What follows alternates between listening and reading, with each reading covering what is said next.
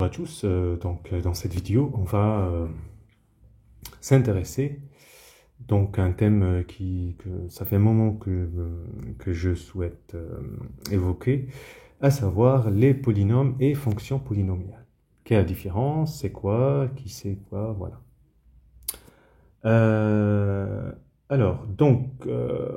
On va directement, on va prendre un polynôme P de x, dans K de x, qui s'écrit sous forme k égale 0 à n à k x puissance k.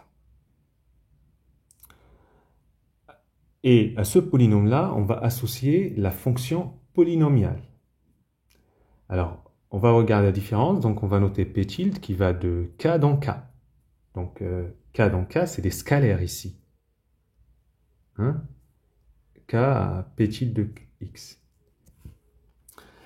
On voit directement la différence, c'est que le premier, c'est dans k de x. Et le deuxième, donc p tilde, c'est dans k. OK?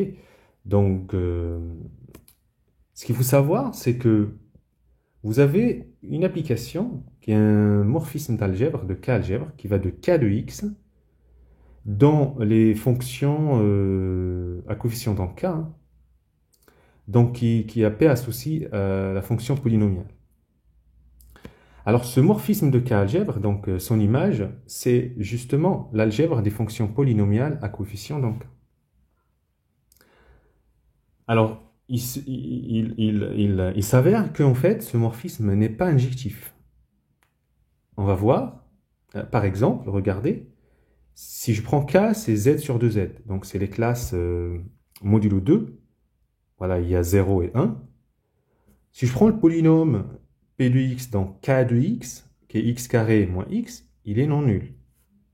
Par contre, la fonction polynomiale, donc P tilde de x, elle va être égale à 0 pour tout x dans Z sur 2Z, qui égale la classe de 1, la classe de 0. Vous voyez bien que, voilà. Donc, on ne peut pas associer n'importe comment un polynôme et fonction polynomiale. Il n'y a donc en général pas d'identification d'un polynôme avec sa fonction polynôme. On va voir, en utilisant le théorème de la division euclidienne, que dans le cas d'un corps infini, ce morphisme est injectif. Avant de regarder ça, on va parler juste de l'évaluation de la fonction polynôme en une valeur. Donc pour alpha dans K, P tilde de alpha, c'est la somme des AK alpha puissance K, donc c'est l'évaluation de la fonction polynôme P tilde en alpha. Cette évaluation alpha est en fait donc la composition de P tilde avec le polynôme constant alpha, qui est bien un polynôme constant. P tilde en 0, c'est bien alpha A0 qui est donc le coefficient constant de P tilde. Alors vous avez le lemme qui dit que pour tout alpha dans K, l'application phi alpha qui a P associe P tilde en alpha, donc c'est un morphisme d'algèbre, hein, ce qu'on appelle l'application d'évaluation en alpha. Alors, donc, maintenant, on va regarder le résultat qui nous intéresse. Le corps K, si le corps K est infini, le morphisme de K algèbre, de K de x dans K. Alors, pourquoi ici, je mets ici, pourquoi j'ai mis n manque de concentration, une seconde. Voilà, c'est un K en fait. Donc, ce morphisme est injectif, qui a P associé P tilde. Ben, regardons, donc, si montrer que un morphisme injectif, donc, soit on cherche un noyau. Donc, si P dans K de x est tel que P tilde égale 0. Alors, on a P tilde de x égale 0 pour tout x dans K.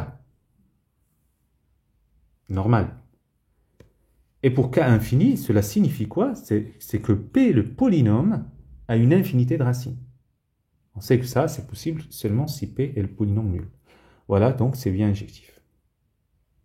Vous voyez ce qui diffère dans le cadre...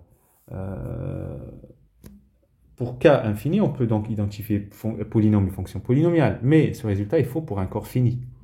Regardons sa preuve. Donc si K est un corps fini commutatif à Q éléments, donc Q égale P puissance n, P premier n dans l'étoile, le groupe multiplicatif K étoile donc, possède Q-1 éléments. Donc étoile, vous avez enlevé l'élément nul. Donc et l'ordre de tout élément x de k étoile divise q-1. C'est le théorème de Lagrange. Donc, x puissance q-1, c'est 1. Donc ça, c'est pour tout x dans k étoile. Maintenant, si je multiplie par x des deux côtés, x puissance q égale x, et ceci pour tout x dans k.